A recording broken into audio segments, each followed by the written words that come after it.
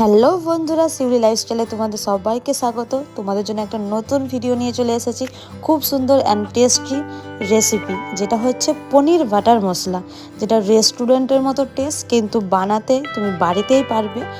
আর একবার যদি বাড়িতে বানিয়ে ফেলো তো তোমাকে দ্বিতীয়বার রেস্টুরেন্টের খাবার আর যেতে হবে না, বাড়িতেই বানিয়ে ফেলতে পারো তুমি। তো প্রথমে আমাদেরকে করে নিতে হবে যেটা, পনিরটা পিস পিস করে কেটে তেলে হালকাভাবে একটু ভেজে নিতে হবে।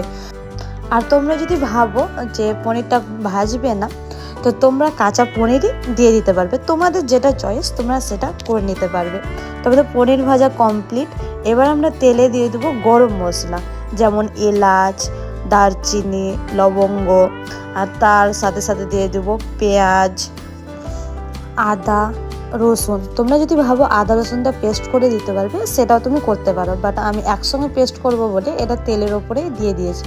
আর লঙ্কাটা তোমাদের হিসাব মতোই দিয়ে দিবে, যে যতটা ঝাল খায় সে হিসাবেই দিবে, কেন পনির বাটার তো একটু মিষ্টি মিষ্টি খেলেই ভালো। তো আমাদের নাড়া হয়ে গেছে আর পেঁয়াজটাও লাল হয়ে এসেছে। তারপরে দিয়ে দেবো আমরা টমেটো আমি 3 পিস মতো কেটেছিলাম। তোমরা যদি আরও গ্রেভি করতে চাও তো এক্সট্রা টমেটো দিতে পারো। তো আমরা টমেটোটা ভালো করে নেড়ে নেবো। এরপর দিয়ে দেবো গরম মশলা, যেমন কাশ্মীরি লঙ্কা গুঁড়ো, ধনে গুঁড়ো, হলুদ, লবণ এবং স্বাদ মতো চিনি। আর লবণটা তোমাদের হিসাব মতোই দিয়ে দিবে।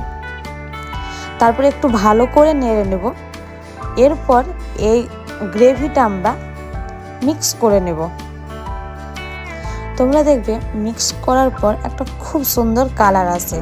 কালারটা আসার কারণ হচ্ছে যে হলুদটা দেওয়া আর কাশ্মীরি লঙ্কা গুঁড়োটা দেওয়া, এটার জন্য কালারটা চলে আসে খুব সুন্দর। তারপর আমরা বড় ছাকনাতে গ্রেভিটা ছেঁকে নেব, কারণ পেস্টটা খুব সুন্দর হয়। এবার আমরা তেলে দিয়ে দিচ্ছি জিরে, তারপর দিয়ে দেব গ্রেভিটা। তোমরা যদি ভাবো যে তেলের ওপর আবার পেঁয়াজ দিতে পারো তো সেটা তুমি দিতে পারো, এটা সম্পূর্ণ তোমাদের চয়েস। তো এবার গ্রেভিটা আমি ভালো করে নেড়ে দেব। তারপর দিয়ে দেব যে ভেজে রাখা পনিরগুলো, সেগুলো দিয়ে দেব। তারপর আমি দিয়ে দেব হালকা কাশ্মীরি লঙ্কা গুঁড়ো, কারণ কালারটা খুব সুন্দর আসে। তারপর দিয়ে দেব বাড়িতে গরম উষ্ণ দুধ। আমি প্রথমে বলেছি যে পুরো রেসিপিটা আমি হোম কুকিংয়ের দ্বারাই দেখাবো। তো তোমরা যদি ভাবো দুধ না দেবে, ফেস ক্রিম দিবে, সেটাও তুমি দিতে পারো, তোমাদের ওটা নিজের চয়েস। তো তারপর আমি দিয়ে দিলাম বাটার, যেহেতু পনির বাটার মশলা, তো বাটারের সংখ্যাটা একটু বেশি দিতে হবে।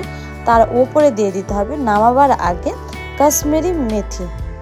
তৈরি হয়ে গেছে আজকের রেসিপি পনির বাটার মশলা, একদম রেস্টুরেন্টের মতো, খুব টেস্টি।